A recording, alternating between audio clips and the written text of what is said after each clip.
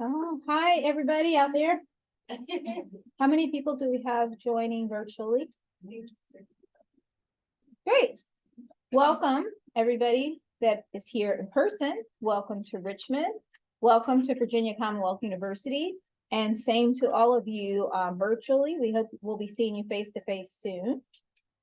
Today's going to be a great day. Dr. Williams, the graduate program director here at VCU, and Joe Murphy, the department coordinator, have gone out of their way to plan a really great special day for all of you, and hopefully to show off our facilities, but also to allow you to meet the faculty and staff that work in this department, and also get you an opportunity to know each other and get all your questions answered. So there'll be a lot of time for that this afternoon.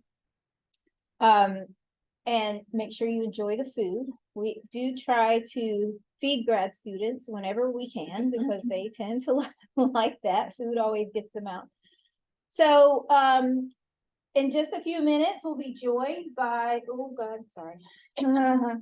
by the current director of the Virginia State Crime Lab System, which is the Virginia Department of Forensic Science, which is a little bit confusing with the VCU Department of Forensic Science. There are two departments of forensic science in Richmond.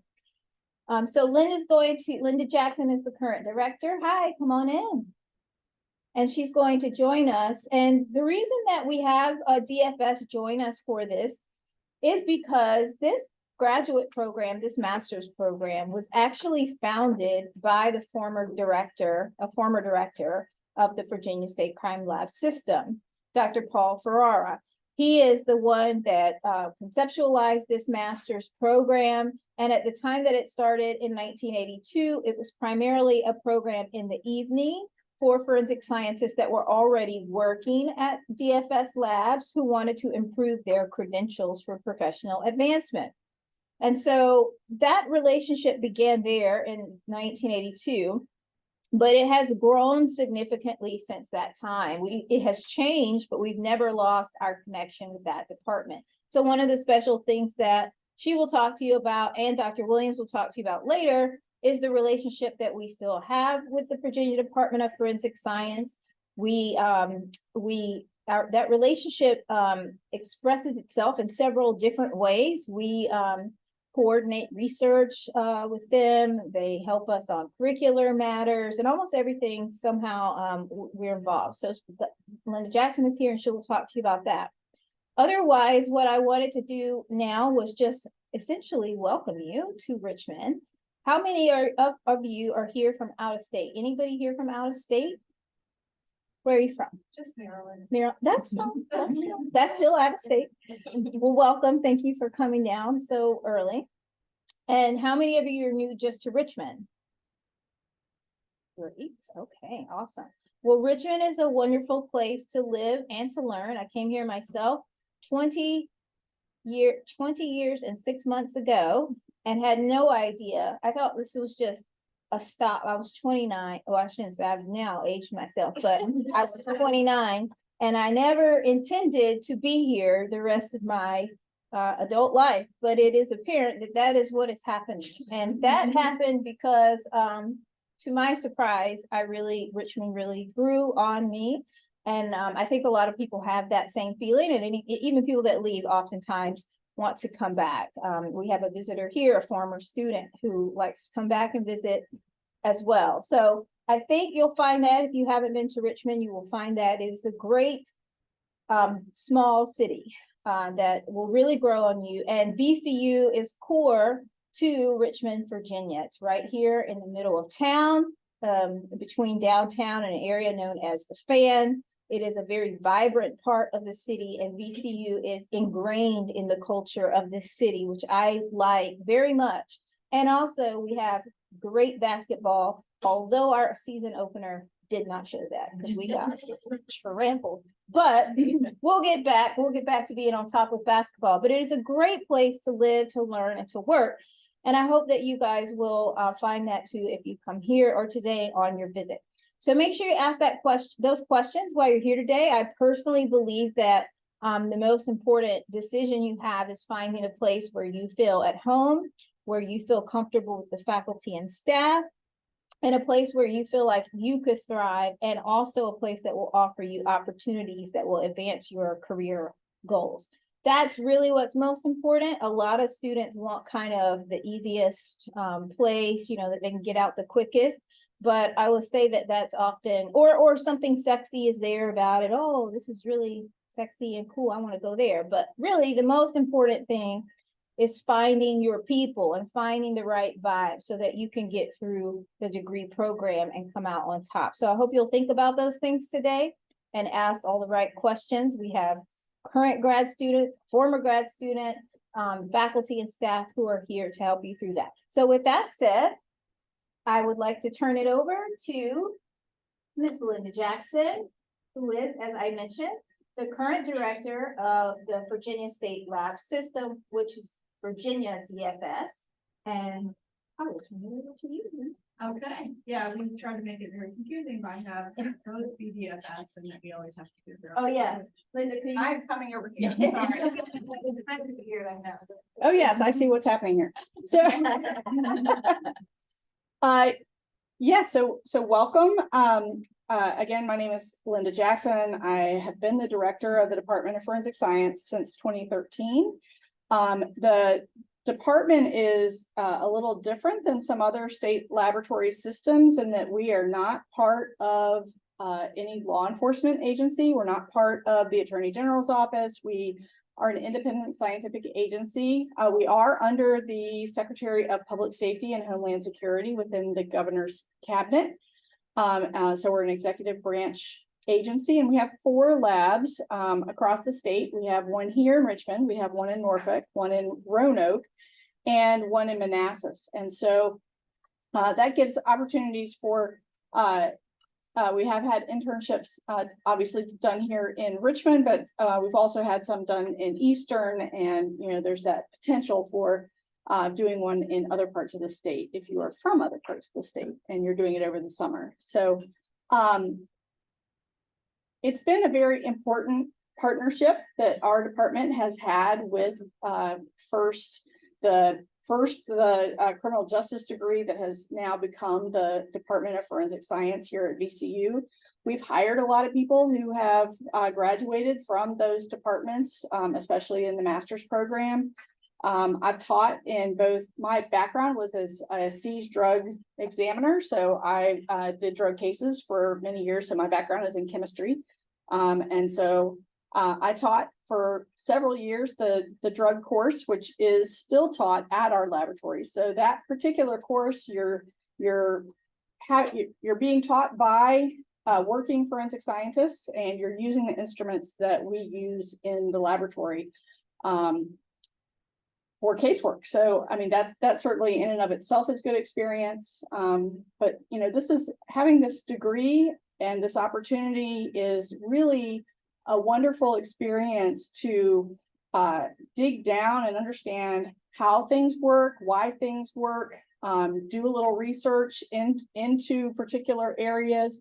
Because once you get to be a forensic scientist, you'll go in a training program, and they'll train you how to do the procedures that particular lab does, but having that underlying foundation of why the types of tests work and how, what the limitations of those tests are, how to apply them to different types of evidence, having this experience here is really, really important and helpful. So I guess, other than that, in our lab, I guess the other thing I should tell you is just the types of testing that we do at our lab. We have a digital and multimedia evidence section, and that's actually only in Richmond.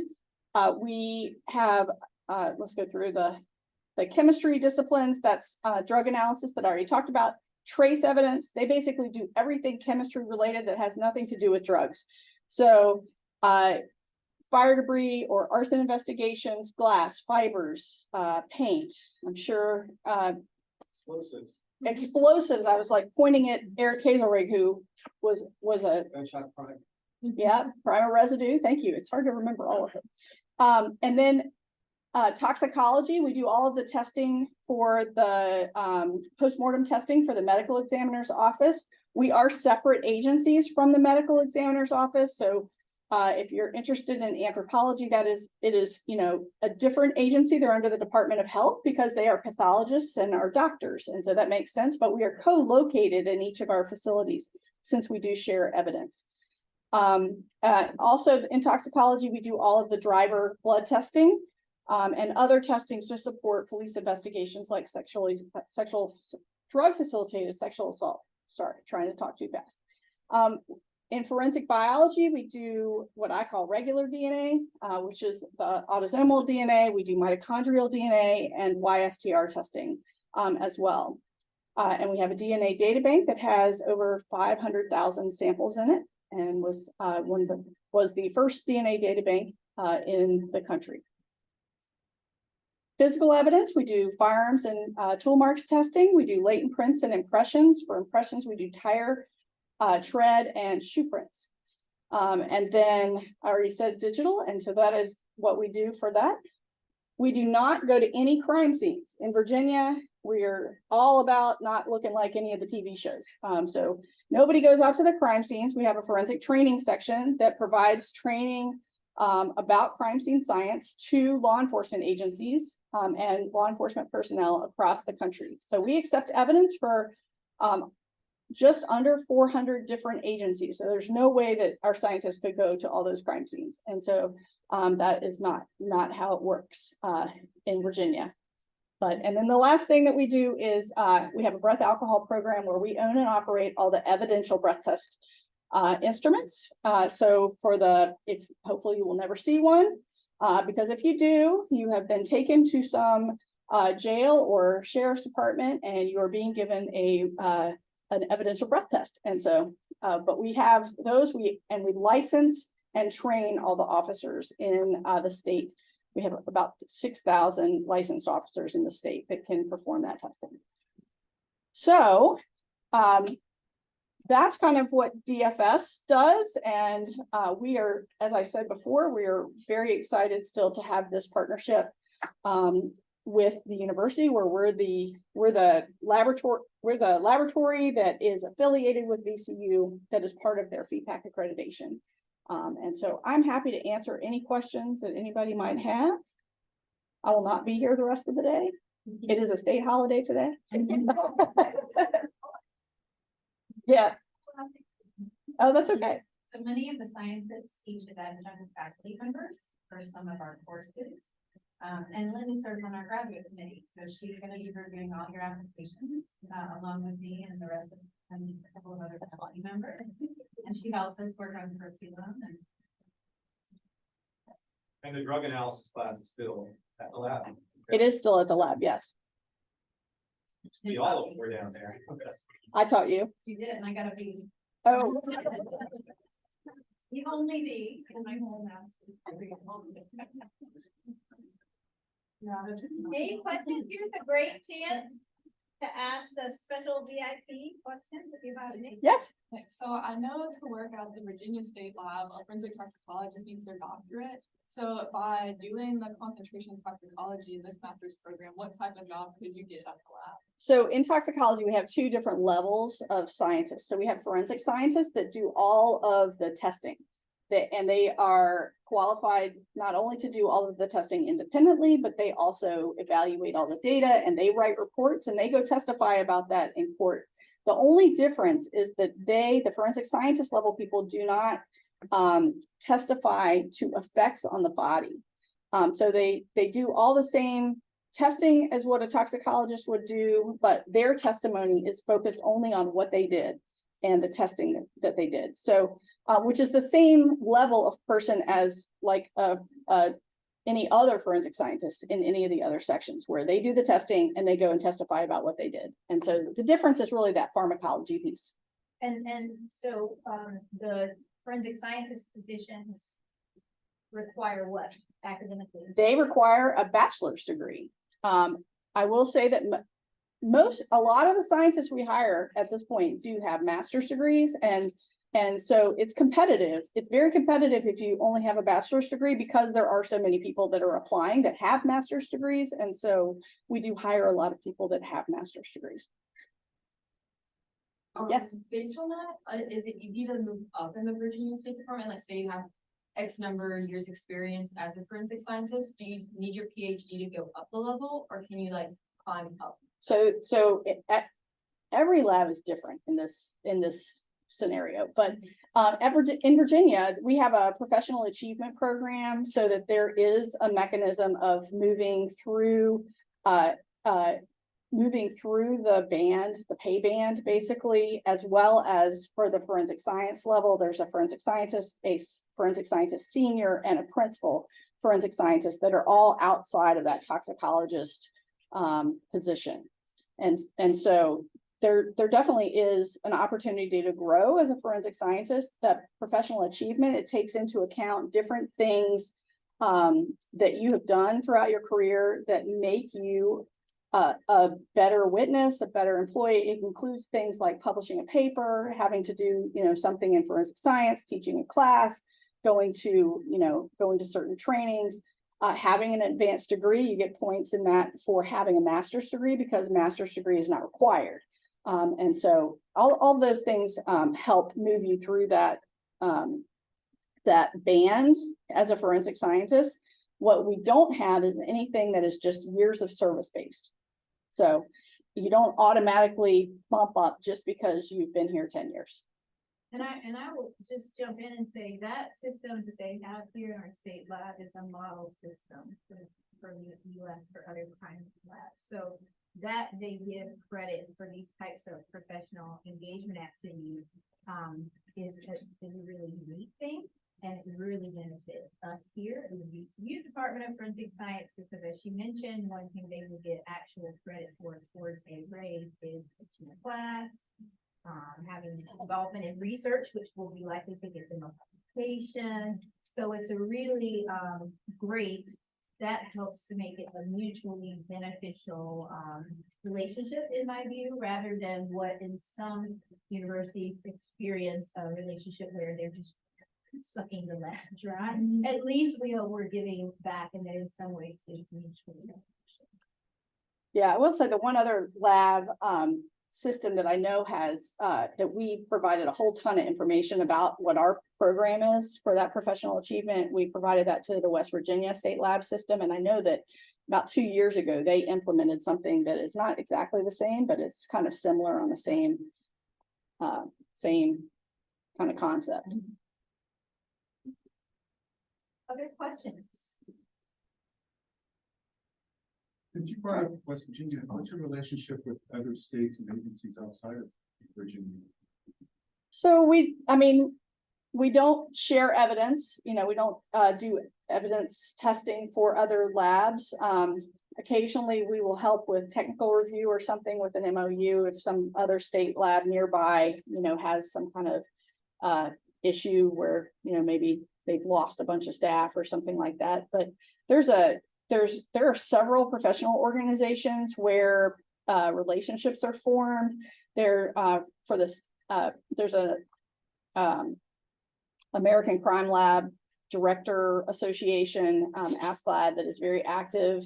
And now there's also, as part of the ASHA, which stands for I can't remember what that stands for, but it's basically all the state police are in this one organization. And then there's a forensic subcommittee of that. And so that's just all state crime lab directors. And that has been a really great resource, so that when we have issues or questions, we can kind of interface with our nearby neighbors and find out, what's going on nearby. Other questions? Well, thank you, and I hope y'all have a great day. And Thank you so Glad you much could for come. coming on your day off. yeah, yep, now I'm gonna go take my mother out to Thank you so much.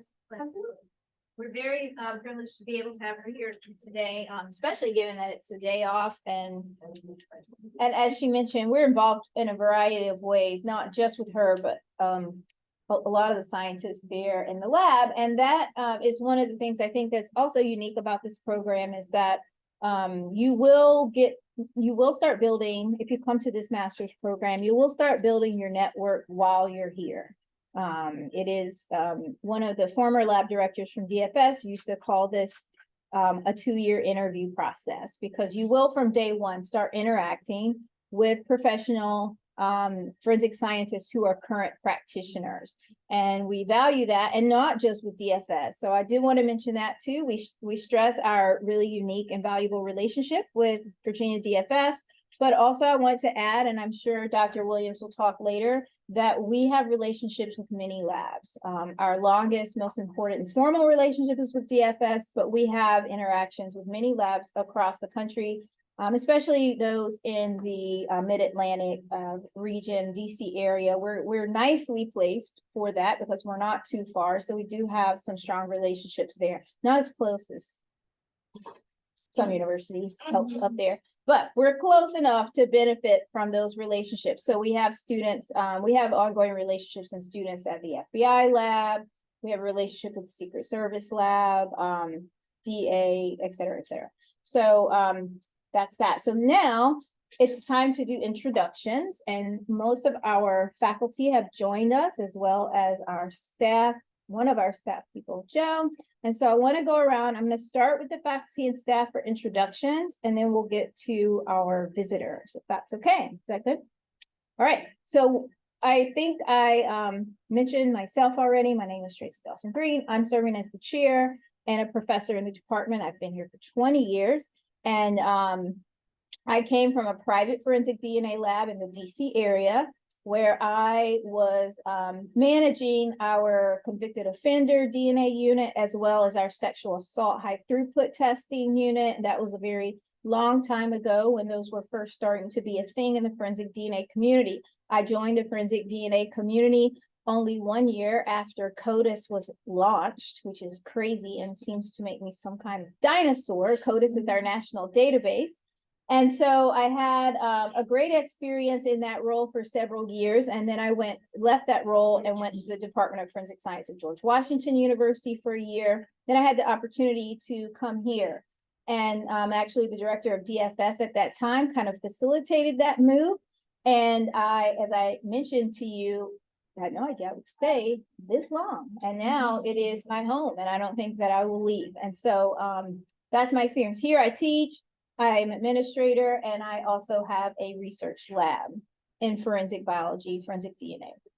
So that's me. Next, I want to start with the most important faculty member here, because she put this day together. She's going to run the admissions process for those of you that intend to apply to this upcoming cycle.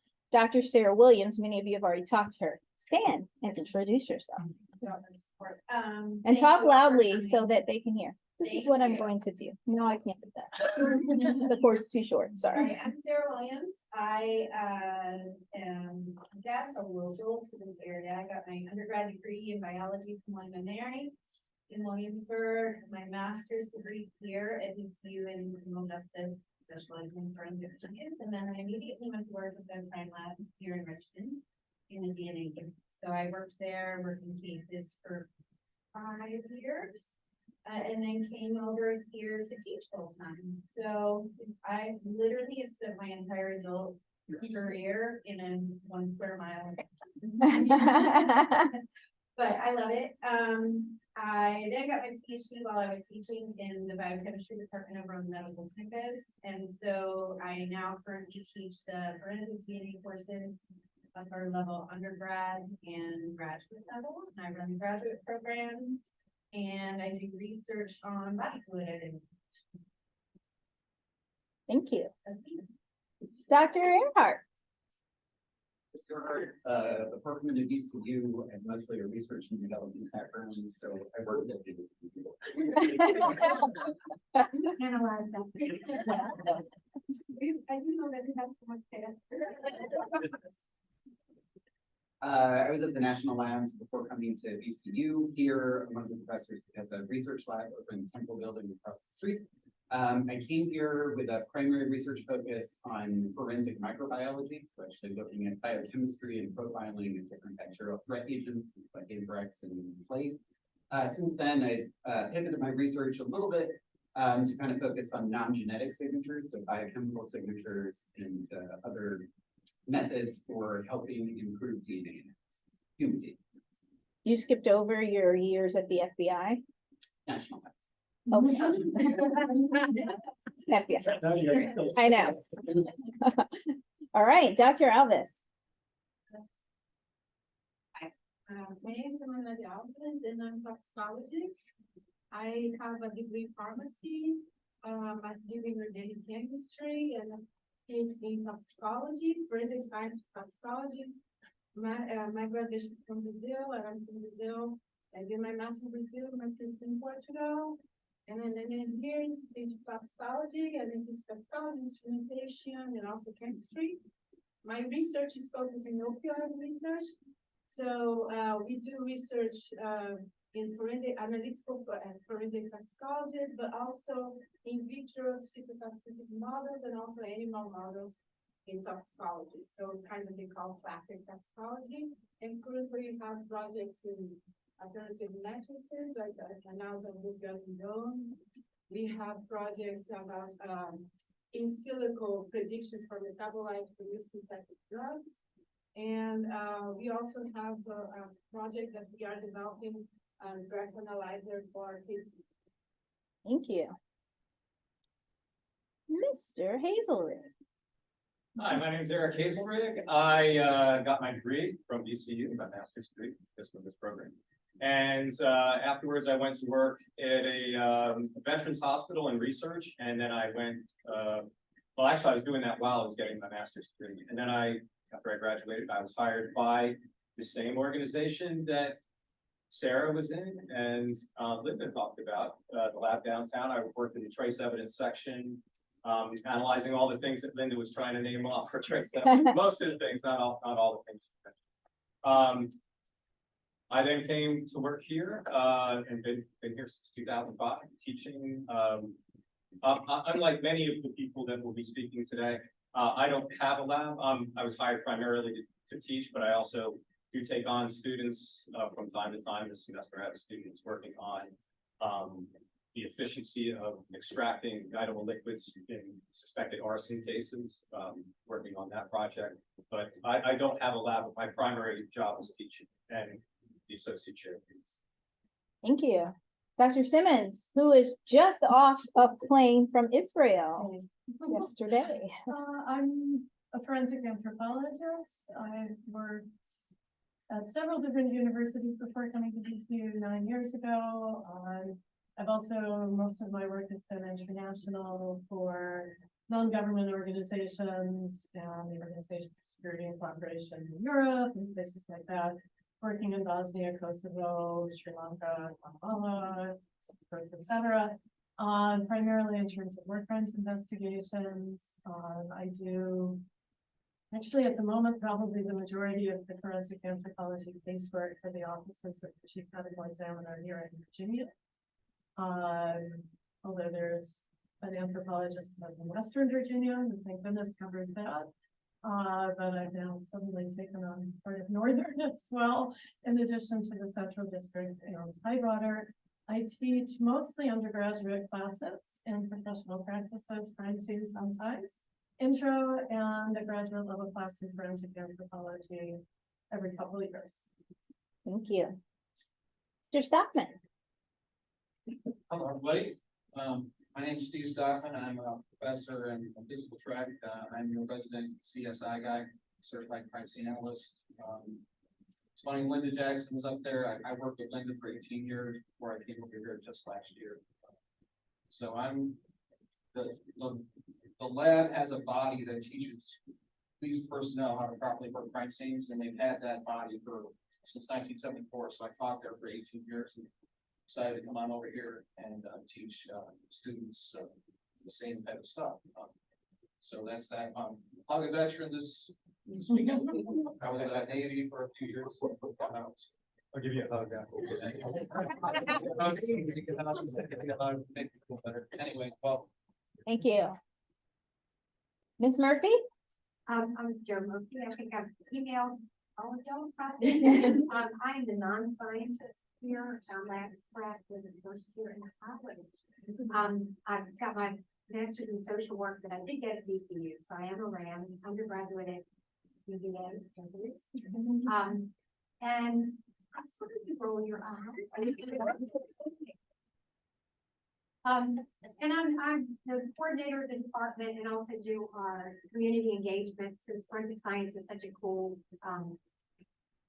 major that lots of people want us to come talk to their students. I teach a service learning class where we teach our students to dumb down the science you can learn so that myself and other jury members can understand it, as well as middle school students.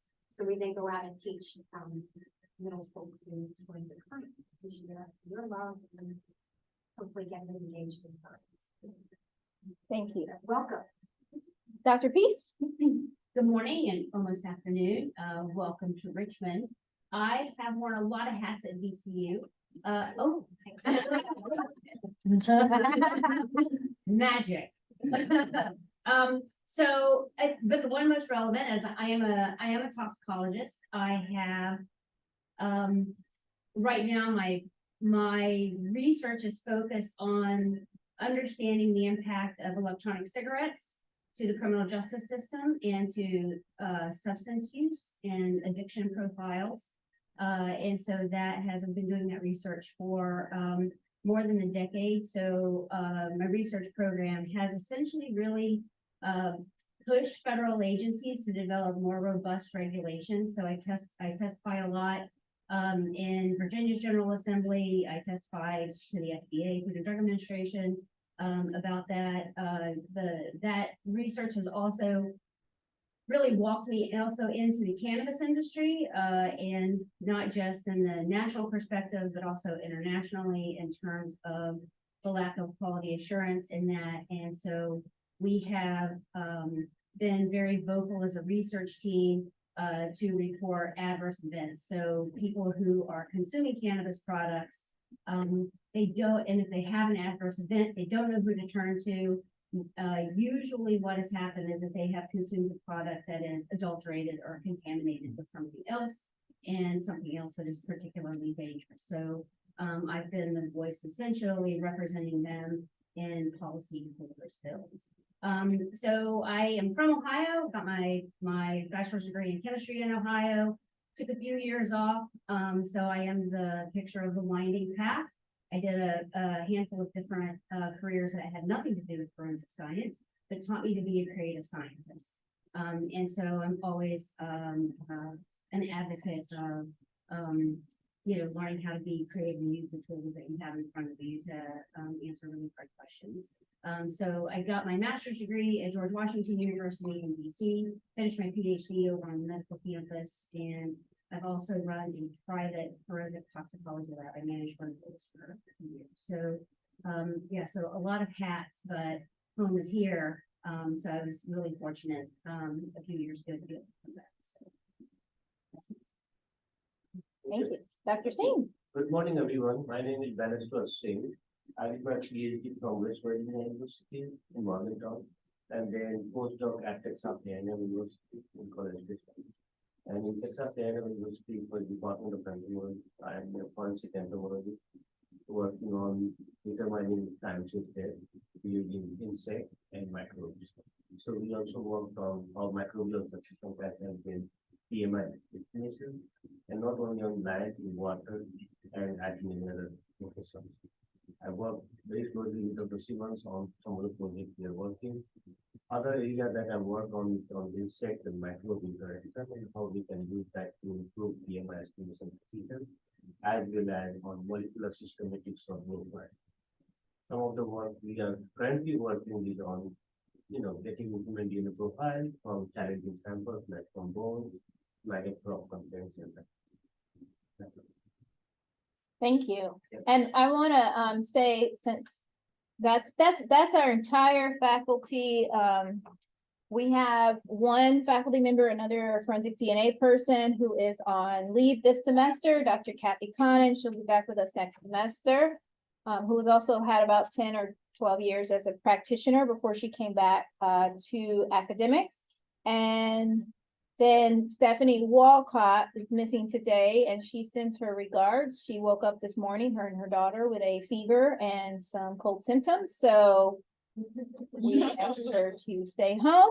And she is also someone that we hired from the Virginia Department of Forensic Science down the street and has 17 years of casework experience in firearms identifications and tool marks impression casework.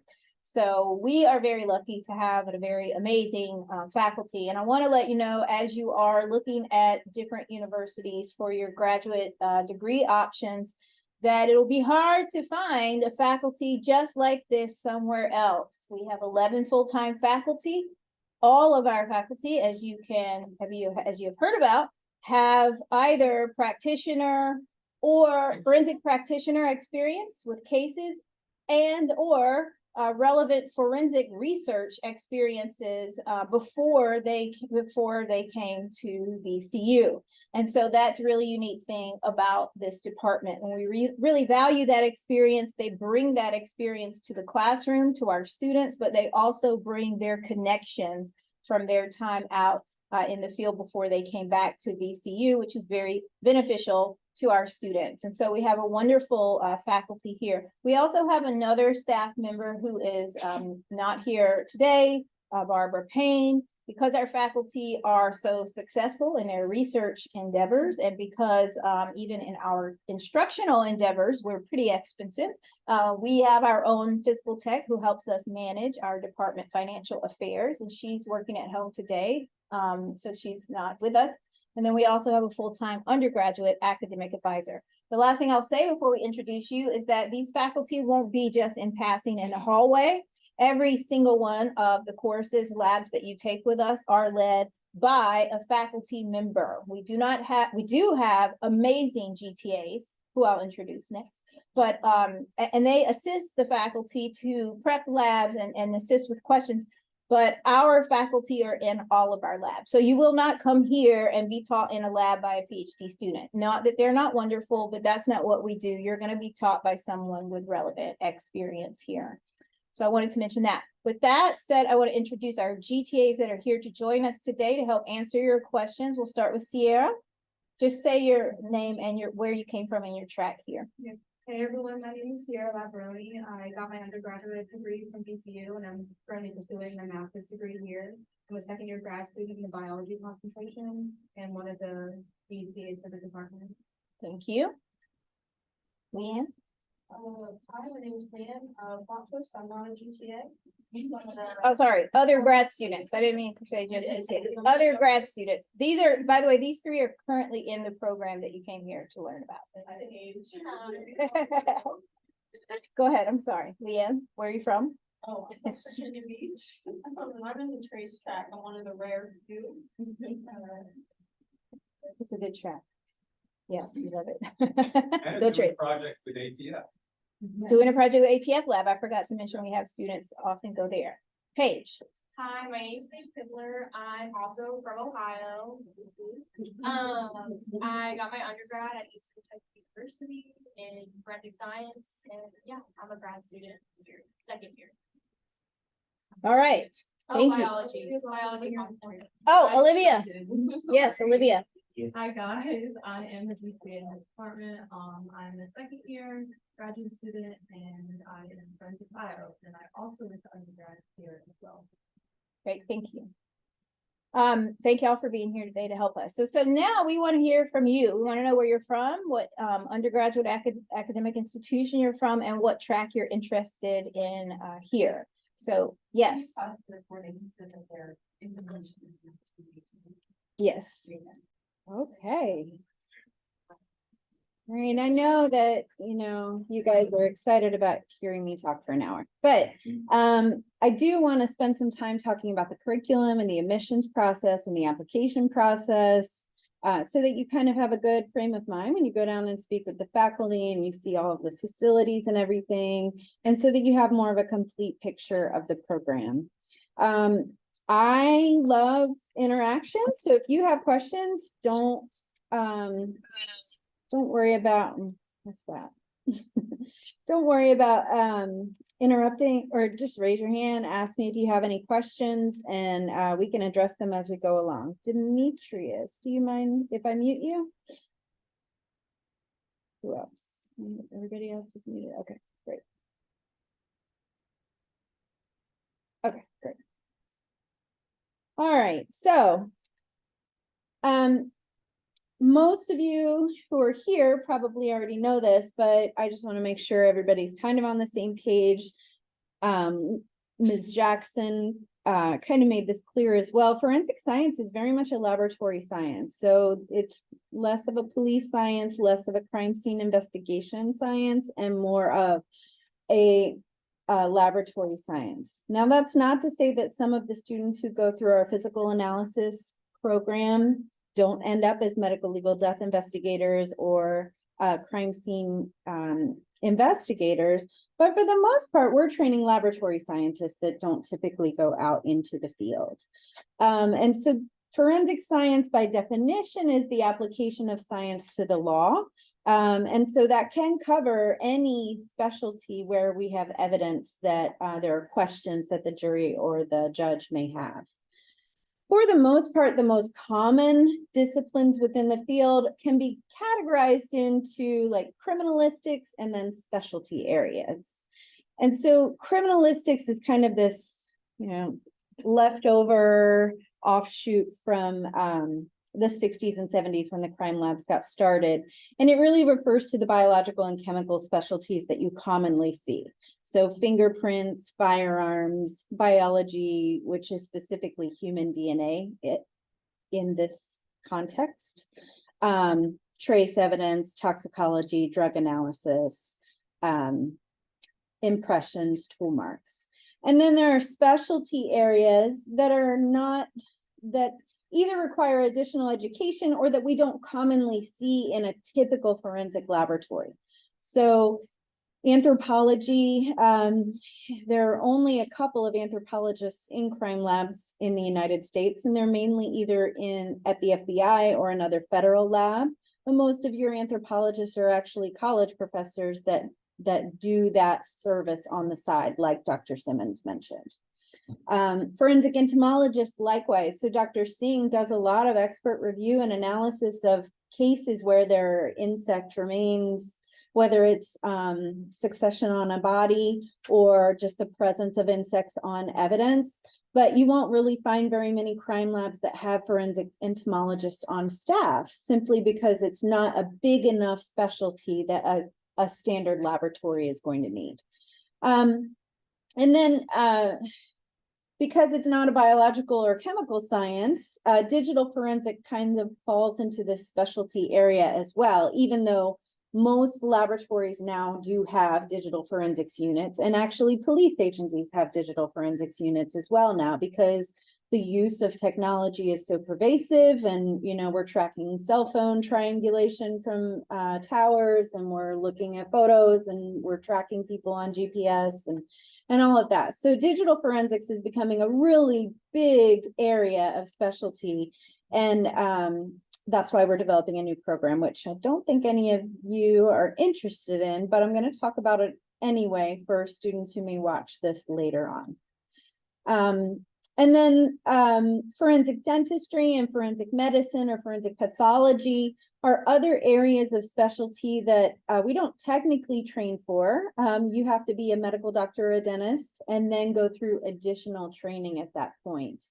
Well, one of the master's students in my research lab is interviewing with medical schools right now, and it was always her goal to go through and get her master's and then get her medical degree. But for the most part, the forensic pathology and medical examiner aspect goes after you earn your medical degree.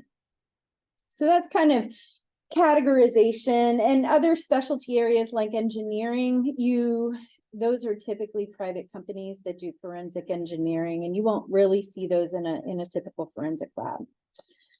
So the day-to-day activity for a forensic scientist in a crime lab is typically analysis of evidence, analysis of that data, speaking with investigators to understand the circumstances of the case, writing reports, testifying to those reports in court, and that's kind of the typical spread. So when I was working in the DNA unit at the Department of Forensic Science, I would probably spend about half of my week analyzing evidence, and then I would spend about 10 hours doing the DNA analysis, and then another 10 hours a week doing paperwork.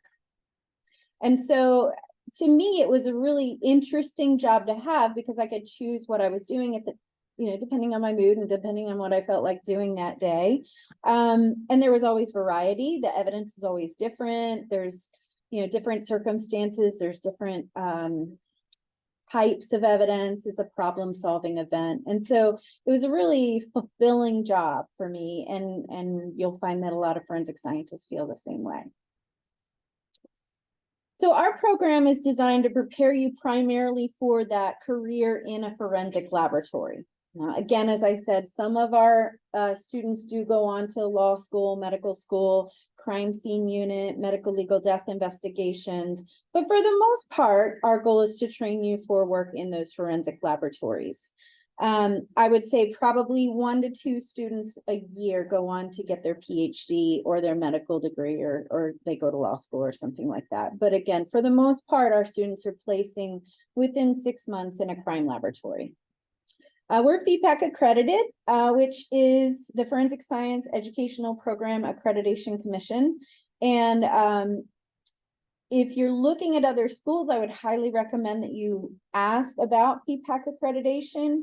There are a lot of programs out there that don't focus on the science. They focus more on the criminal justice side of things, or they're not laboratory based. And FEPAC accreditation makes sure that you're meeting the standards that crime laboratories want to employ.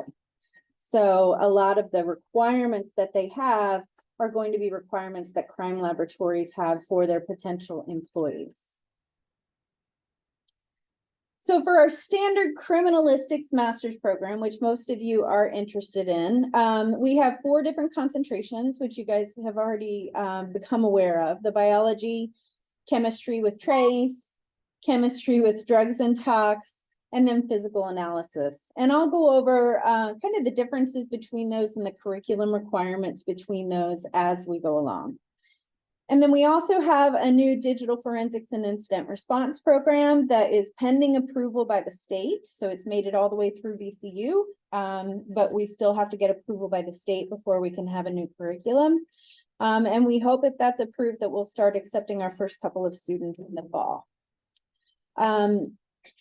As Dr. Dawson-Green has already said, and Linda, we have very strong ties with several accredited laboratories: FBI, ATF, DEA, Department of Forensic Science. Dr. Dawson-Green is on the North Carolina Advisory Board for the state lab system in North Carolina. And we have a very strong emphasis and success rate in post-grad placement. So as Linda said, a lot of these jobs don't have a requirement of a master's degree, but the applicant pool is such that you probably won't even get an interview if you don't have a master's degree, because everybody else has a master's degree. And so we've consistently, so I started this graduate program in 2001 and I graduated in 2003. And I was an adjunct faculty member even while I was over at the crime lab. So I've been associated with the program for 22 years.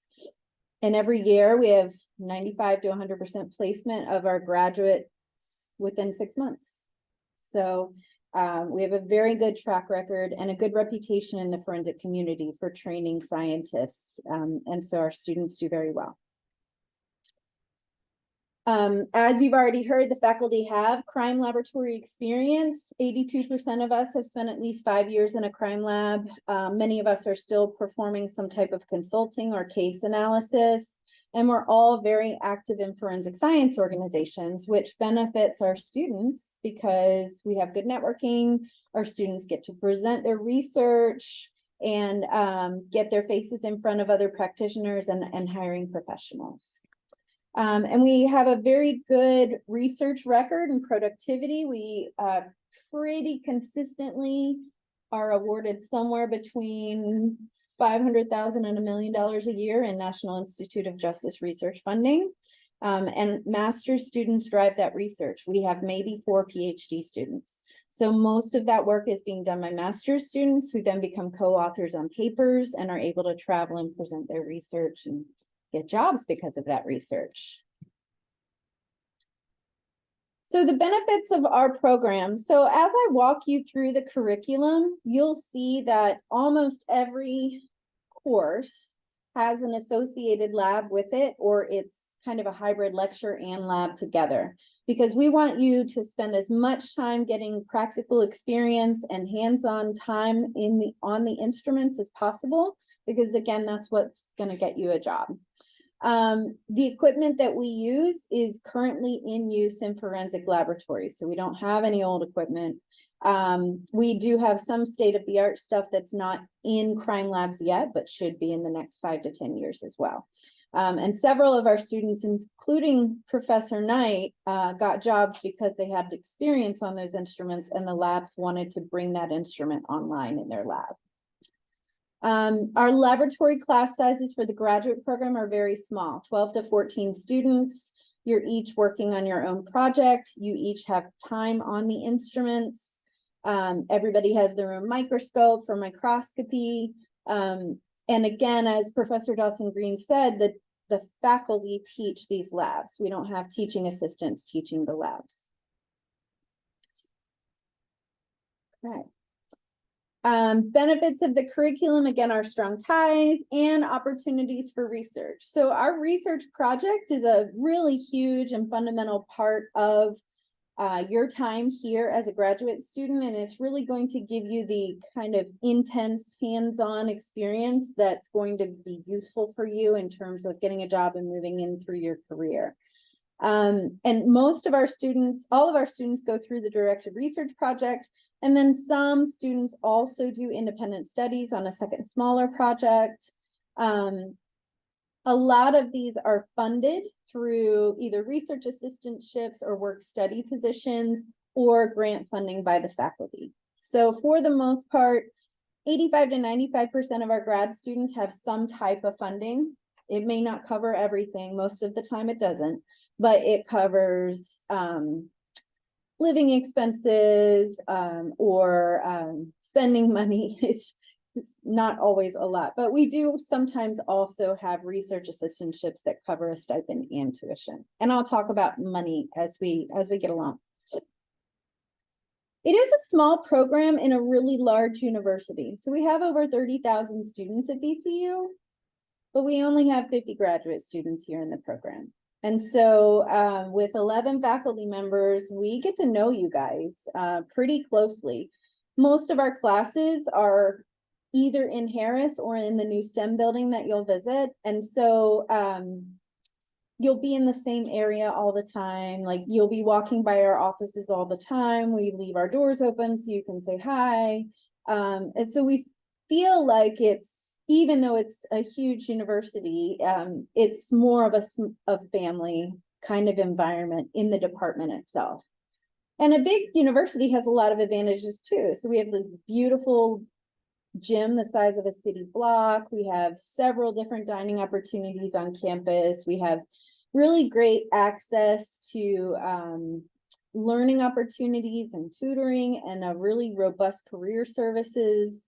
And so you get all of those great things along with kind of a small town, small department feel within the program itself. All right, any questions before I go into the curriculum? Yeah. So, you talked about like connections with different conferences and stuff. So can students take off days to go to conferences? Like, is that allowed? Yeah, oh yeah. And we actually canceled class in February for the American Academy of Forensic Sciences meeting because so many of our faculty and our students go. So we just canceled class that week. But most of the students who are, for example, in the drugs talks typically go with Dr. Alves or Dr. Peace to SOFT, which is the Society of Forensic Toxicology. I think they got back last week. A lot of our students also go to the Mid-Atlantic Association of Forensic Scientists meeting, which is right here in the Mid-Atlantic area. That's a really great meeting because it's small. And so you can really get to know the practitioners, and it's cheap. Like as a student, you can volunteer and go for free. And so, yes, we excuse absences all the time to attend meetings. Yeah. So you said that a few people like after this program, like pursue their doctoral or degree. What would be the transferability if you go through this program and then want to pursue a doctorate? So most doctorate doctoral programs are only gonna accept about 6 credits of transfer credit if they accept anything. However, most doctoral programs, when they have somebody coming in with a master's, the number of courses they require is gonna be less. So, for example, I have 2 PhD students in my lab. One got her undergrad degree and then came right in, and I made her take essentially the whole graduate program, plus a couple of other classes, so that I felt that she was well prepared in addition to her research. But then my new PhD student came from Boston's program, and so she already has a whole master's degree. So there's like 5 classes I want her to take. And otherwise, she's just going to focus on her research. She'll probably get out faster too, but a master's student usually will get out faster than somebody coming in just with a undergraduate degree. Yeah, that's a great question. Okay, so let's talk about first the criminalistics curriculum. So our kind of standard forensic science practitioner curriculum is a full-time 2-year program. Most of the classes are during the day. All of them are in person. We usually don't teach on Fridays so that we can have this kind of event and faculty meetings and you guys can have a break as well. It's a 42 credit program, which is pretty big. Most master's degrees are 30 to 36, but we feel like it's going to give you the best preparation that's going to get you the jobs and education that you need. Most of the classes are on campus, but as Ms. Jackson said, the drugs class is over at DFS. The forensic medicine class is over at DFS. There's a couple of other classes that we do off-site because either the practitioner needs it there or they have the lab facilities for that. In the case of the drug class, we have a DEA license, but they have a better one. And so access to drugs, more drugs is what they have that our students benefit from. So let's talk about the core requirements. So all of the concentrations take these classes, okay? So everybody takes 3 semesters of forensic science seminar. This is the only class that we have that's online. And the reason we still do it online is because we can bring in speakers from all over the world. So they can talk about their specialty, even if they're from Australia or New Zealand or Switzerland. And so we bring in research leaders in forensic science for this class. So that one you take 3 semesters worth. So you take 2 in your first year and then one of the semesters of your second year. Everybody takes stats. So there's this stat, or we have a forensic science statistics now as well that's possible. Everybody takes some type of pattern evidence. So you have your choice of pattern evidence, which is really fingerprints and impressions. You can choose from that, or firearms or tool marks. You just have to take one of those. Everybody takes evidence and criminal procedure. So this class is taught by an attorney, and they kind of orient you to the rules of evidence, testimony, acceptance of an expert witness in court, how not to cause a mistrial, those important things. Everybody takes instrumentation in forensic chemistry and microscopy. Not everybody takes the instrumentation lab. I'll talk about that in just a second, but everybody takes the microscopy lab. Everybody takes DNA lecture, but not everybody takes the lab. So only the bio students take the DNA lab. Everybody else takes the instrumentation and forensic chemistry lab. Okay, so you get one or the other. Then finally, everybody takes professional practices and expert testimony. So here we're talking about kind of the paperwork side of the crime laboratory, accreditation, quality assurance, quality control, ethics, expert testimony. So we take you to a courtroom in Richmond where a retired judge presides over the case. We have defense attorneys and prosecuting attorneys, and you sit on the stand as an expert witness for a case that you worked in one of your previous classes. So we get it as close as possible to a testimony event for you so that you can get some practice. And then finally, the directive research project, I'll talk about that one specifically on its own.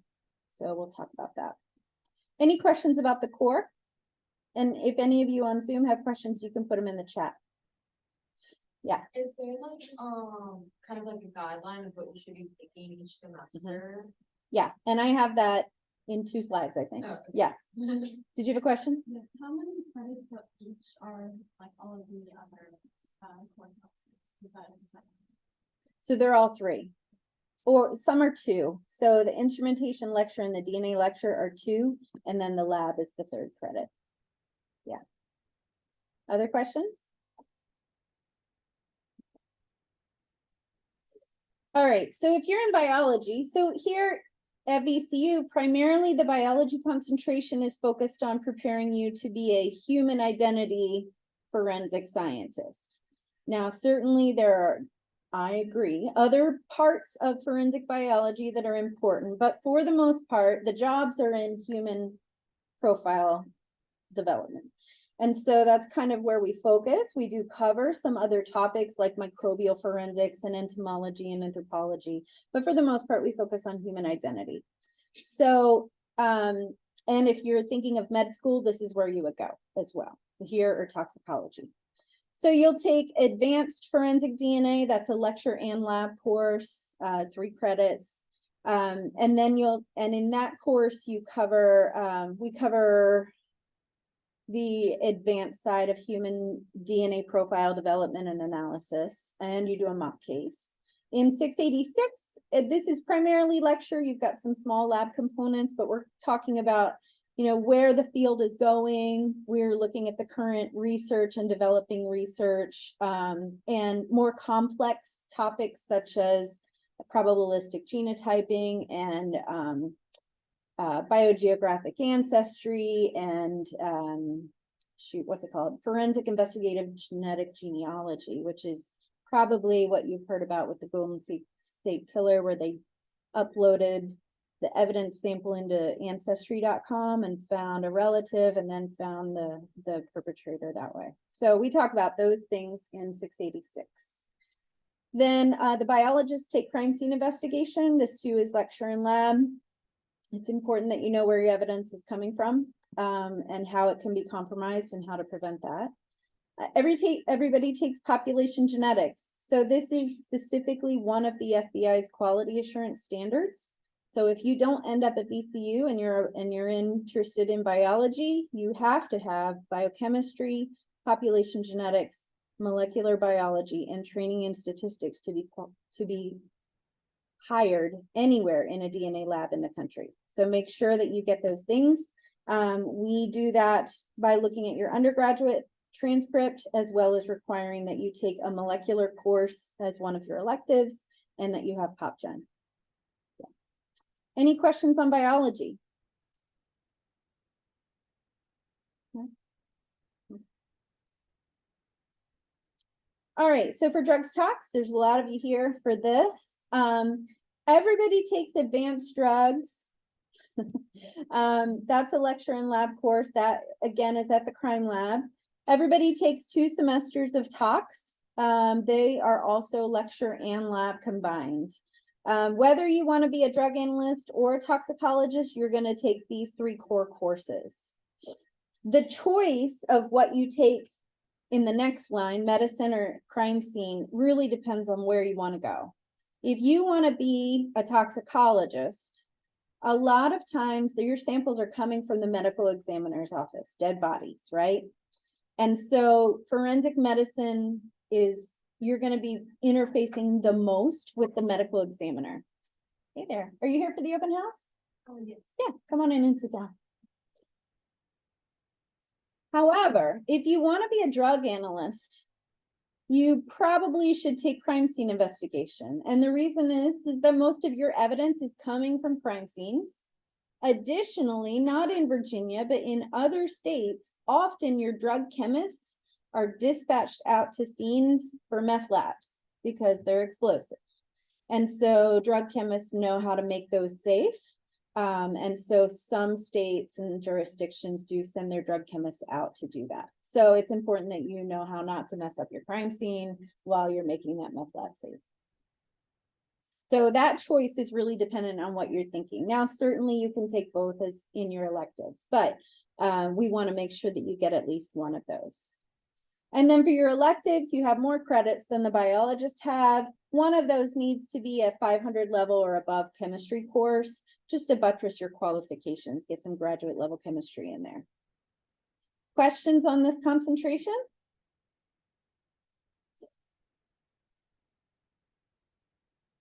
Okay. So those of you who are interested in the trace concentration, again, as Professor Hazelrig mentioned, this is pretty much anything but drugs. So it's fibers, explosives, arson, paints, polymers, anything. And so they have to be quite versatile, really strong in the instrumental methods. And so the courses that we require are a little bit different. So you have to take fire, debris, and explosives, paints and polymers. Both of those are lecture and lab. And then you take crime scene as well. And then you have, again, 7 elective credits. You can take an advanced crime scene. You can take any of our other electives or more advanced chemistry graduate level courses. But you have to take at least one of those. Questions about this from those interested in trace? Yeah. Are these concentrations also available for PhD programs? Oh, yeah. Yeah. So our PhD students will kind of cherry pick what they need to buttress their qualifications. Yeah. Other questions? Now, physical analysis is the most flexible concentration. This one is kind of a catch-all, unfortunately or fortunately. So this is where students who are interested in firearms, fingerprints, tool marks, impressions, forensic anthropology, blood stain pattern analysis, or crime scene investigation, or even medical legal death investigation go. So there's a lot of different specialties there, and therefore we have a lot of flexibility. There's less required courses and more electives to allow you to specialize in the area that you're interested in. So everybody takes crime scene and advanced crime scene, but then you have about 3 to 4 courses worth of electives that you can take to specialize. So some of you may take firearms and tool marks, and maybe a physics class. If you're thinking about firearms and you want to kind of boost your credentials for trajectory analysis, for example. Or if you're interested in crime scene investigation, you would take, of course, the required crime scene and advanced crime scene, but you would probably take forensic entomology, forensic anthropology, forensic medicine, probably firearms and tool marks. Like you would take the things that will assist you in processing a crime scene effectively. So there's a lot of flexibility, but then again, there are a lot of different areas that our students who are in this concentration end up doing. Any questions on this concentration? No? Okay.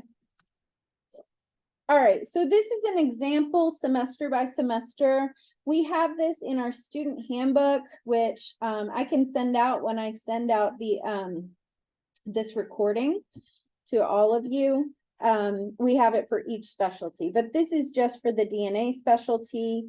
The white courses are those core required courses that everybody's taking for the most part. And then the reds are either, there's no actual pattern here, so never mind. The next one has a pattern, but this one doesn't. So as a graduate student, as an undergraduate student, you guys are used to taking 12 to 15 credits a semester. Graduate credits are more intense. So full-time for a graduate student is somewhere between 9 and 12. So most of your semesters here are 9 to 11 credits worth.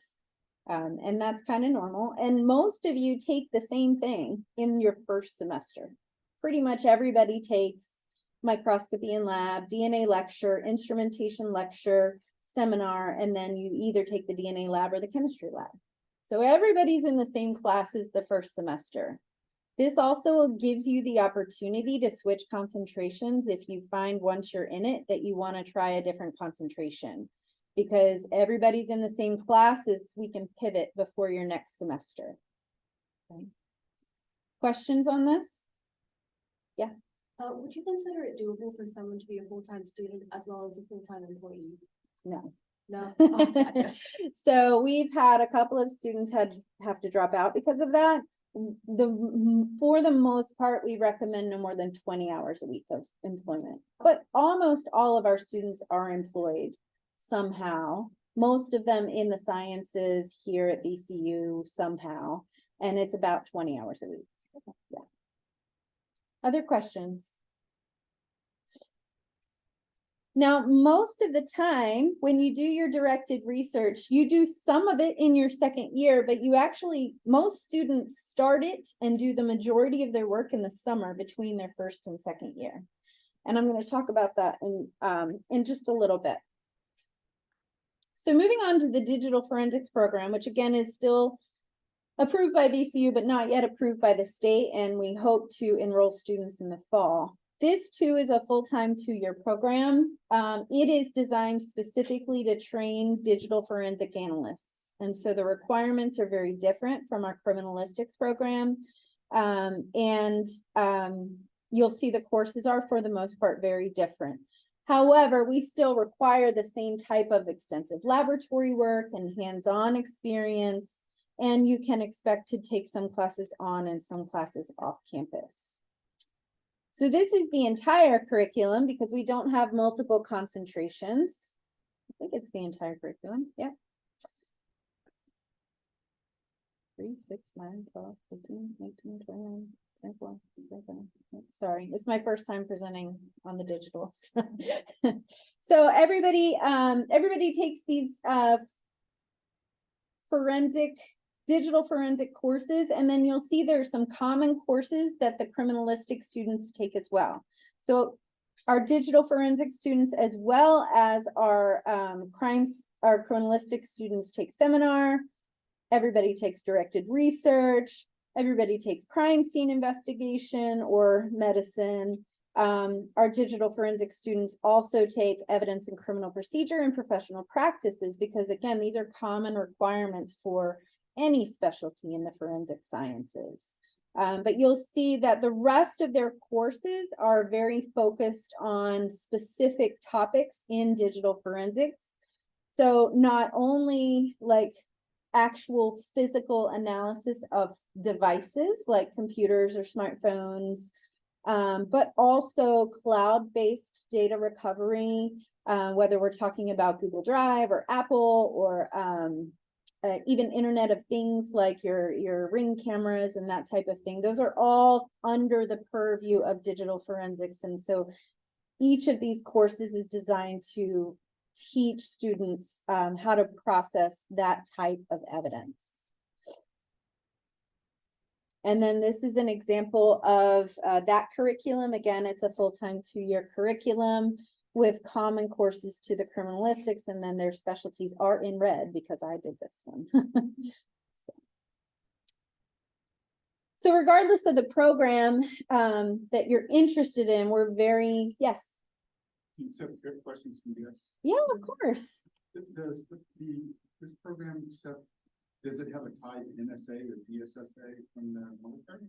So VCU has some type of tie with the federal cybersecurity certification.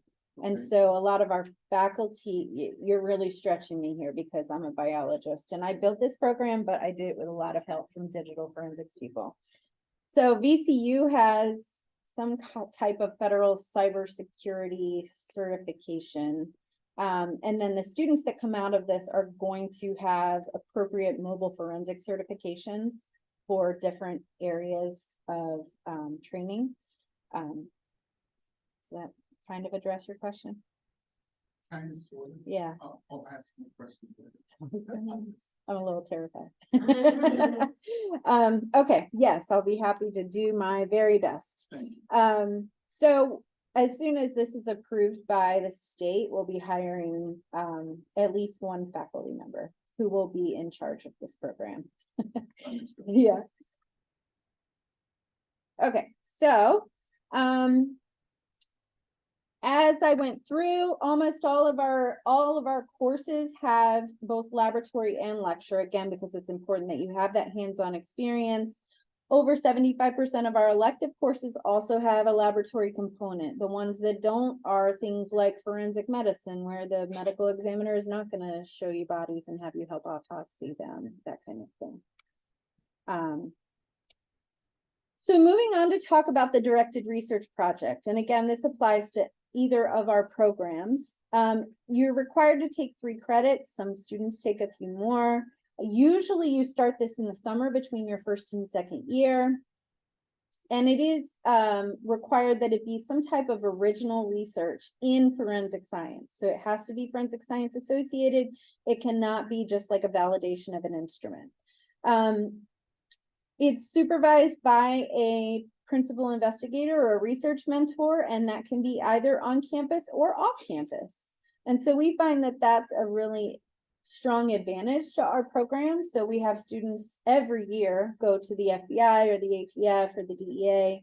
And then about a third of our students stay here with the faculty members and do their research on campus.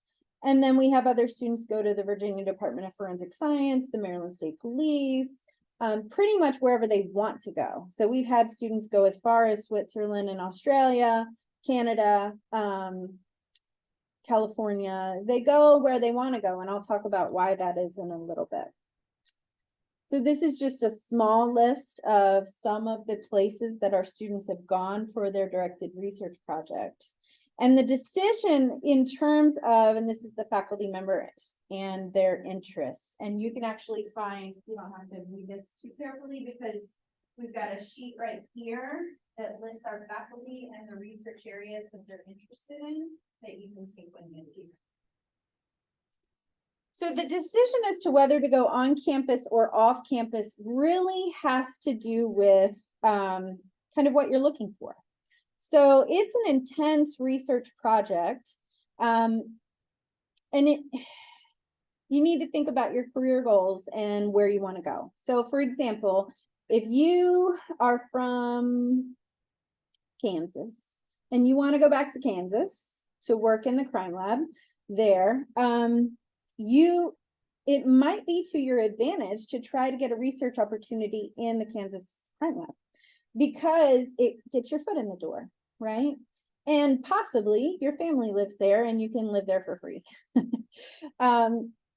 So on the other hand, if you want to get your PhD in the future, or you think you might want to get your PhD in the future, it might behoove you to work with a faculty member on campus because the types of projects that faculty on campus are doing are different from the types of projects that crime labs do. So the types of projects that crime labs do are these very applied projects. I want to test this new protocol and I want to use it on cases.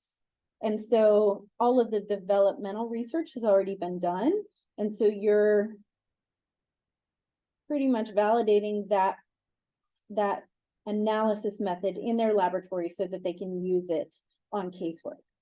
Whereas on-campus research is more like developmental and discovery research. So, some of the assays I'm working on are 5 to 10 years out being seen in the forensic laboratory. But it's kind of a developmental discovery type of project that will serve you well if you're considering moving on to a PhD program, like that. So students make that decision kind of based on what they're thinking, where they want to stay for the summer, if they have family members in a certain city and they can do their research opportunity at an accredited lab there. And again, about a third to a half of our students are here on campus or in the Richmond area with the crime lab. And then the other 2/3 to a half are out at other laboratories. Now, you probably have a pretty decent chance of getting paid as a research student here on campus, especially if you're eligible for work study or the faculty member has research funding with hourly funding or research assistantship funding for students.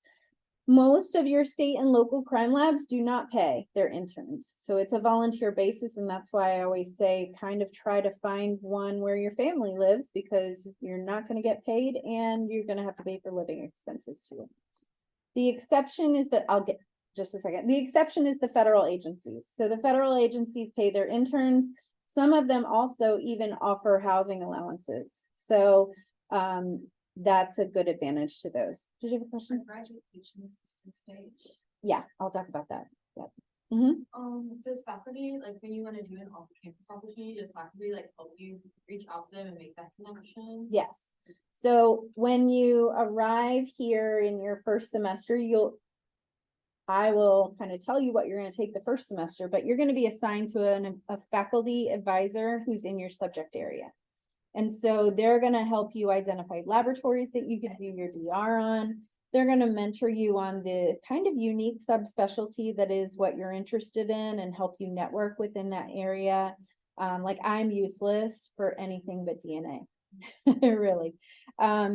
So each of us has our network and our specialty pretty well mapped out, and we can help you talk to supervisors who are looking for research students or for employees. And so I try to pair you with a faculty member in your subject area. Yeah. Let's see. That brought up a.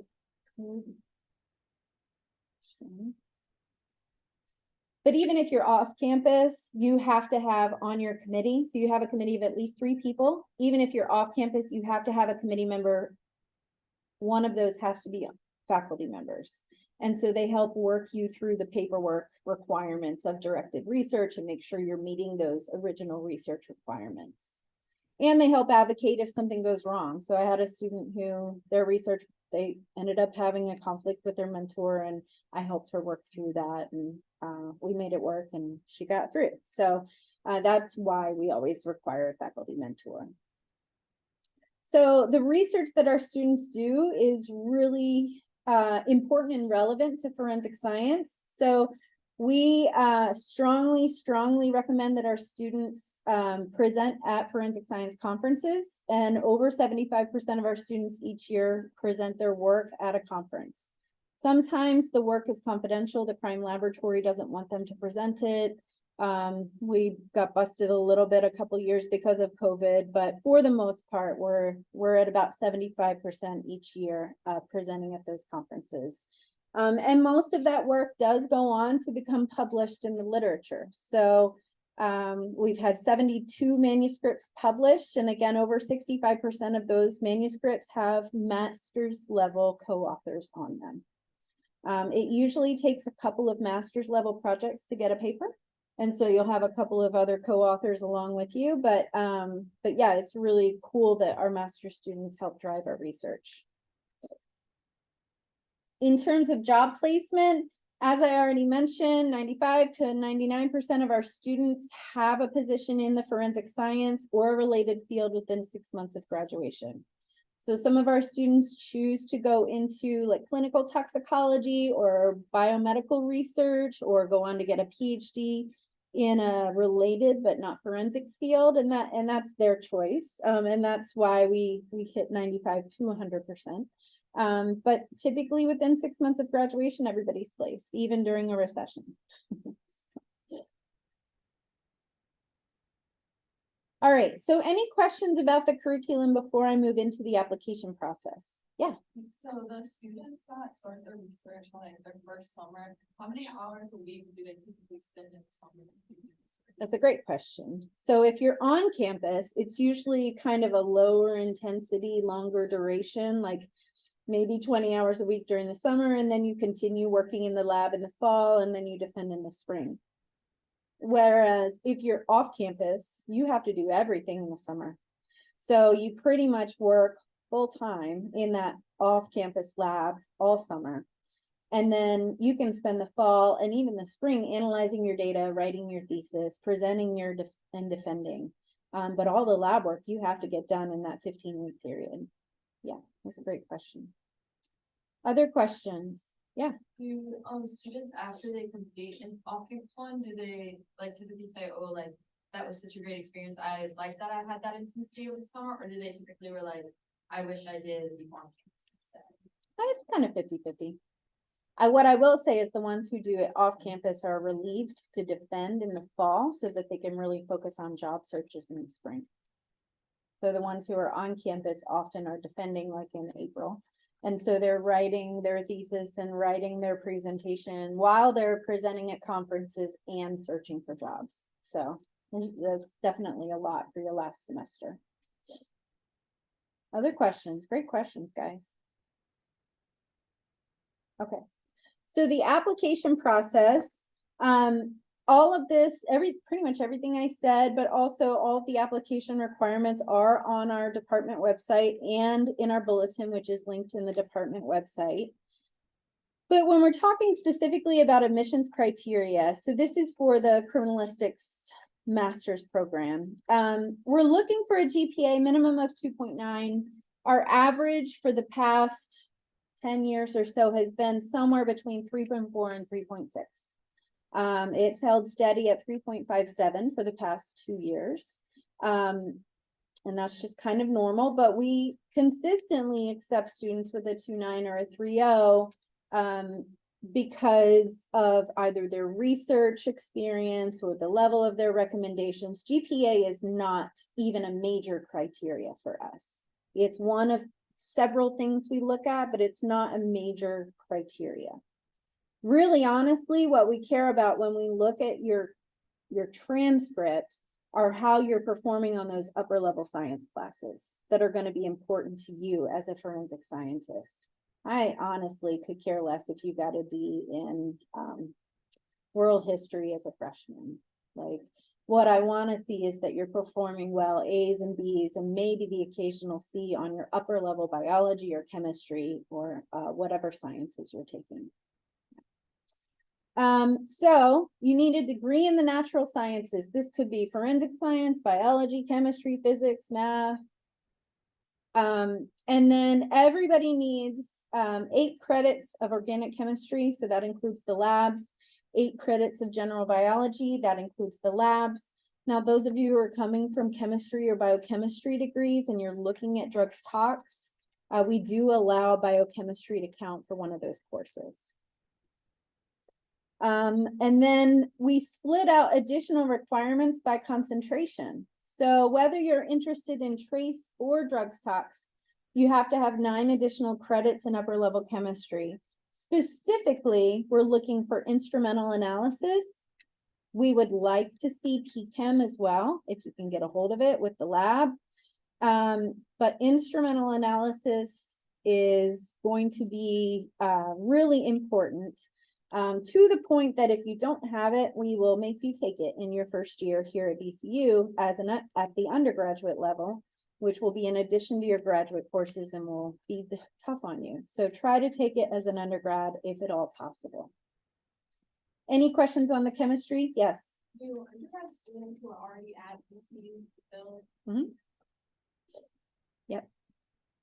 That wouldn't be very nice if we didn't. Other questions? Okay. Forensic biology. So you need 9 additional credits in upper level biology, including biochemistry. We would really want to also see genetics and molecular biology if you can. There are some universities that it's hard to get a molecular biology course, and we'll buttress that here at the graduate level. We won't make you take it. But if you don't have biochemistry, you're gonna struggle because the 2 options for biochemistry here at VCU are either undergraduate, which again has to be taken in addition to your graduate level coursework, or the graduate level chemistry is on the medical campus, which is a 15-minute bus ride each way, and it's every day in the middle of the day from 1 to 2, Monday through Friday. So it's brutal and it totally trashes your schedule. So try to get biochem as an undergrad so that you don't have to take it here. And remember, it's part of the quality assurance standards for DNA analysts, so you have to have it. Questions on DNA, biology? Okay. And then for physical, because again, it's such a flexible concentration and your goals are very different, we simply require 9 additional credits in an upper level science. So we're pretty flexible for that. We would like to see something like inorganic chemistry.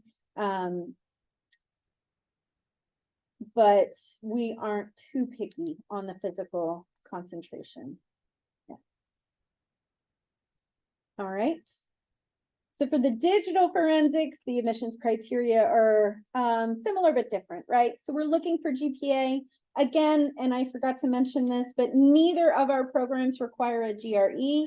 In fact, I don't even want to see it, because if you took it, don't even put the score, because I don't want to bias my committee one way or another based on what your score was. For the digital forensics, you need a degree in either the natural sciences, the forensic sciences, or any of these computer digital based degrees. And that's primarily because a lot of our current digital forensic analysts are coming from forensic science-based degrees. But then we occasionally get the computer scientists or the info systems majors coming in as well. So really what we're looking for is a bachelor's degree in one of these areas. And then really key to this is 16 credits in some type of information technology or computer science, and 6 credits in a programming language. All right. So then in addition to those admissions criteria, you have to submit a personal statement and 3 letters of recommendations. So for the personal statement, I always tell students, like, try to hit these 4 things. So what inspired you to want to become a forensic scientist, and why are you interested in that specific area? Okay. Why do you want to come to VCU? And do you have anything that you want to explain, or do you have research to talk about?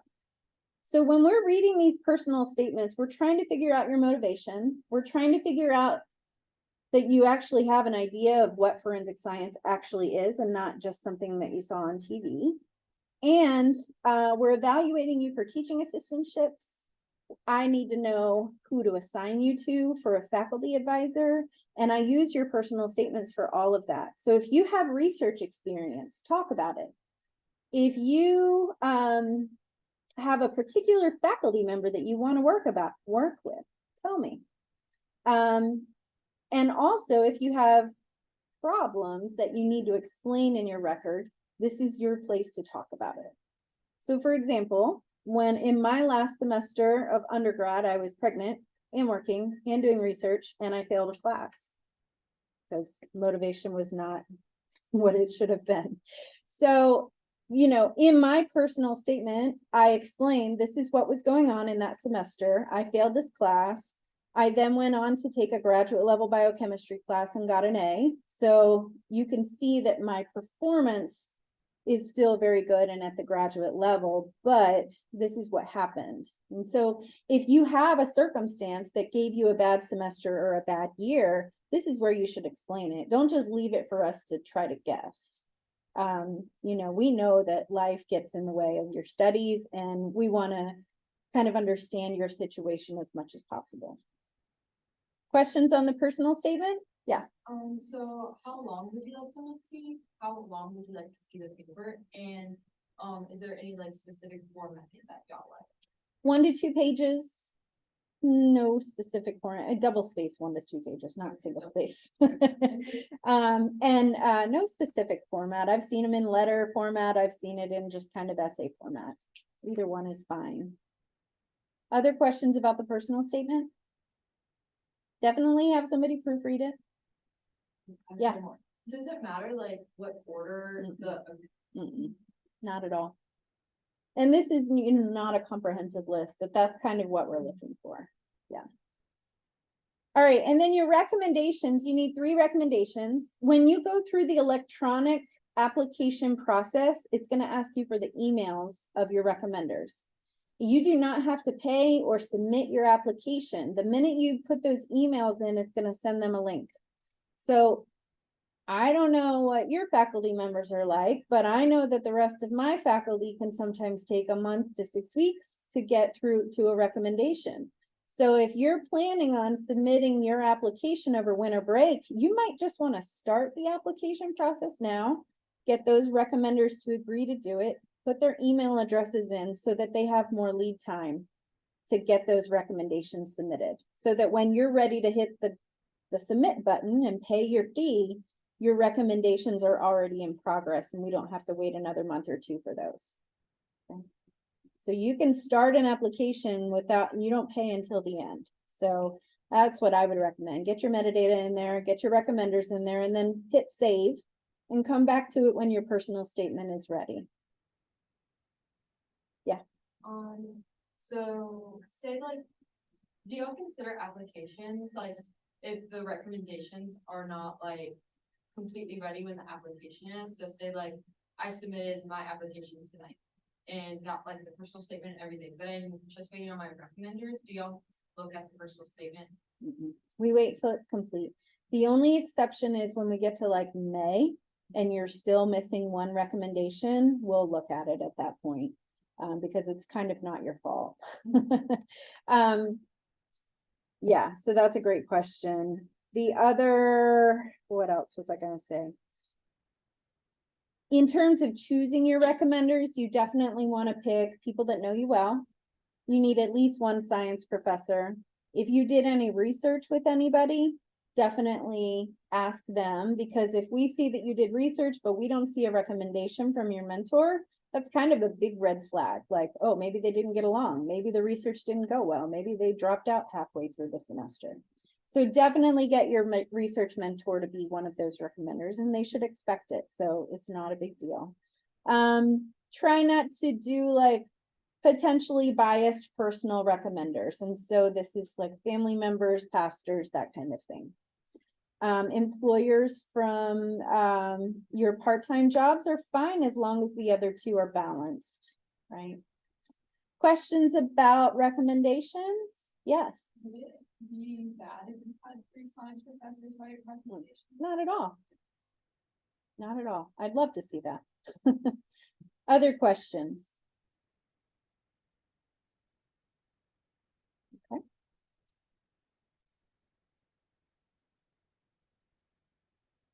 There was something else about the application. Oh, transcripts. So when you're uploading, when you're working through your electronic application, you do not have to submit official transcripts. Print to PDF the transcript that you can access and submit that and upload that. When you're accepted, your acceptance will be provisional on you submitting an official transcript, and you can do it at that point. No reason for you to pay for transcripts when you can just upload unofficials for now. Okay, and we're happy to evaluate based on unofficials. I'd rather that than be waiting on a transcript and the rest of your application is complete. Okay, so the stats for our, actually, this is the 2023 entering class. Again, 3.57 GPA average. Again, there's a wide range here. So don't be intimidated by that. 8-to-1 female to male ratio is pretty common. Again, I've been in this program for 22 years and there's always only been 1 to 3 guys in every class. And I don't know why, but forensic science is really a female dominated field now, whereas it used to not be in the 70s through the 90s, but now it is. So. The typical breakout, and we try to hit these quotas. So some concentrations are more competitive than others. So we try to hit 12 biology students, 12 drugs talks, 3 chemtrace, and 2 to 4 chemtrace, 2 to 4 physical. And I know that all of that does not add up to 24 students, but it usually ends up being about 24 students, but that's what we're shooting for. And really those numbers reflect our faculty specialties, right? You heard a lot of faculty members are biologists. You heard a lot of faculty members are drug and toxicology experts. And so and that's where the jobs are as well. And so we're focusing on the areas that are most likely to get you employed and that you're most likely to do very well in your future career after you graduate. And I think that's it. Again, the application process is electronic. I talked about uploading the supporting documents. If you have any questions as you work through the application process, just shoot me or Jo an email. She manages the applications. I manage the review and evaluation process. So either one of us is a good resource if you have questions. This is kind of the scoring model. As I said, we don't really prioritize GPA at all. Probably the most important things to us are your references and your personal statement. Definitely make sure you note your prior laboratory or research experience. Again, we're going to make sure that you have that degree and the required coursework. And if you don't, I often will email or call you or have a Zoom call with you saying, hey, we loved your application, but you're missing this course. Is there any way you can take it before you get here? Or are you okay with a provisional admission where you take it when you get here? In terms of our admission process, if we have applications before Christmas break that are complete, we will review them and send decisions right away. So I think this year we already have 4 complete applications. And so we'll review those right before we go on Christmas break, and I'll send out offers. We continue to review every 2 weeks, and I send out acceptance offers right away. We send out decline offers right away. But if you're on the wait list, you may not hear for a while. And you can always email to ask your status. The deadline of March 1st is not really a hard deadline. Often we will get late applications, and if we have openings in our class, we will still review. But if the class is full, then we won't review any additional applications. Or we may review and offer you a spot in the following year because the class is full. And the other thing I would say is that if you want to be considered for teaching assistantship opportunities, definitely apply way before March 1st. We start offering those in January and February to our most qualified students, and I'll talk about that in just a minute.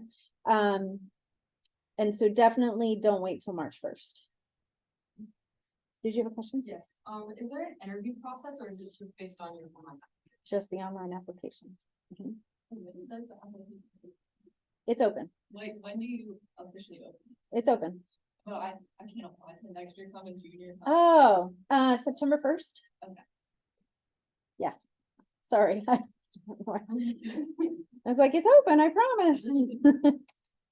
All right.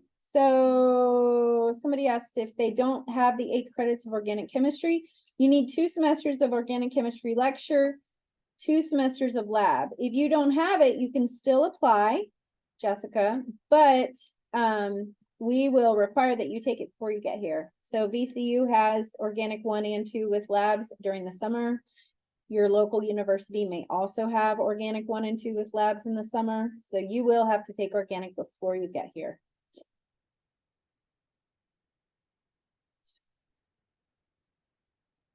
All right, so whether you choose VCU or not, you definitely want to make sure that you visit all of the places that you're going. Make sure that their goals are the same as yours. So if you're interested in drug tox, make sure that they have drug tox faculty.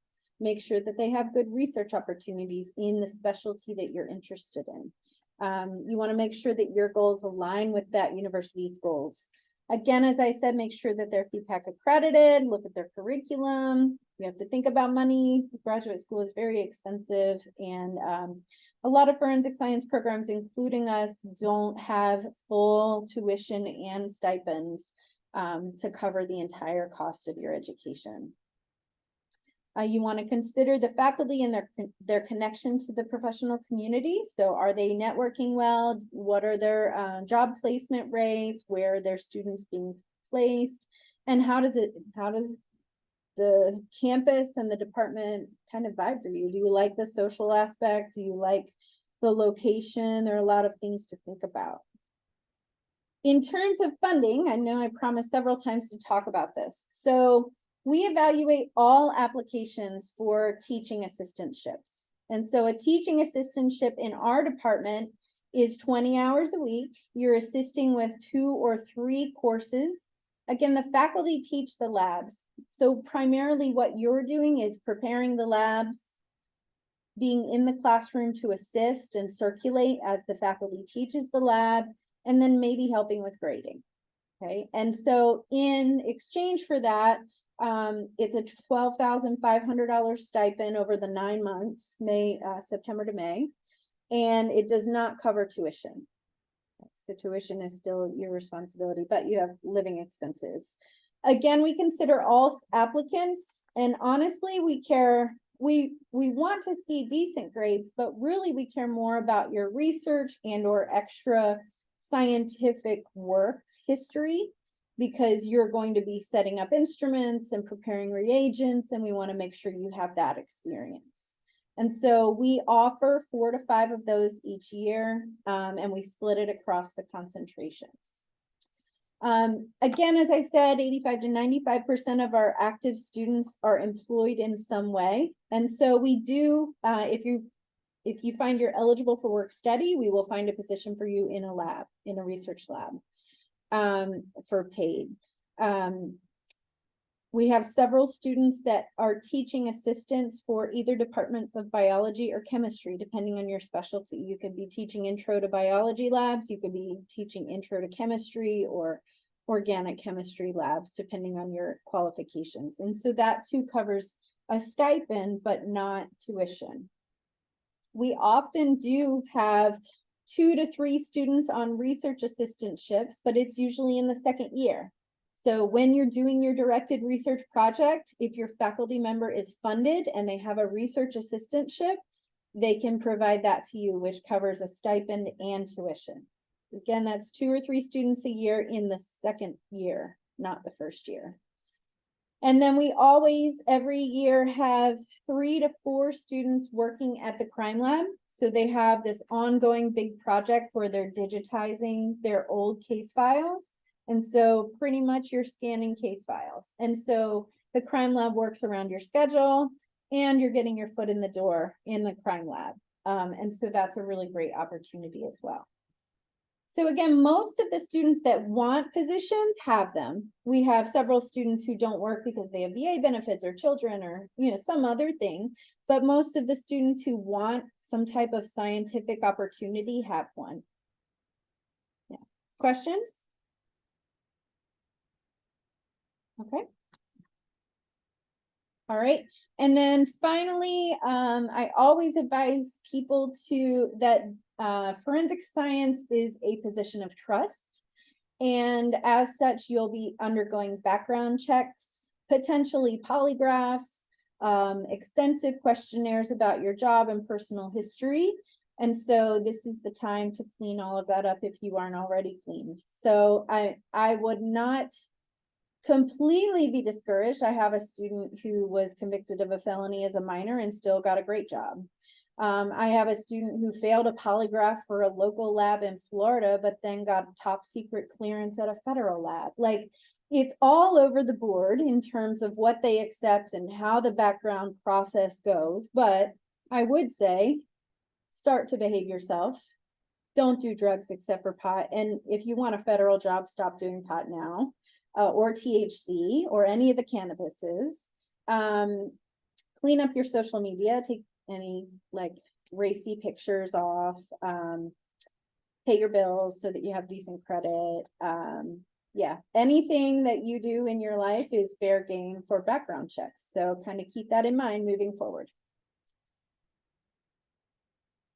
I already mentioned that you're given an academic advisor in your area. You also meet with me every semester to go over classes in the process for directed research or graduation or whatever stage you're in the master's program.